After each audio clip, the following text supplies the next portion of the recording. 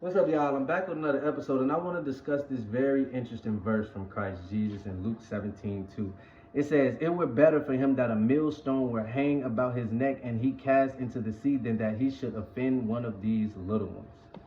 So yeah, that's basically Christ Jesus speaking in regards to leading, more naive believers into sin. And you never want to do that. You never want to be the one to cause a snare in somebody's walk as far as, trying to influence the opposite sex in the fornication, or, trying to influence people to go out and have fun and do drugs, or trying to lead people to go out here and do something bad that can get them landed in a bad place. You never want to be that person. You always want to be that person that whenever they're around you, they're protected, they're safe. It might be boring sometimes, but they know when they're around you, you're trying to be the best example of Christ as you possibly can, and you will by no way put them in harm's way, or put them in a situation where bad things can happen. Because like Jesus says in this verse, if you were to do something like that, you're better off casting a millstone around your neck.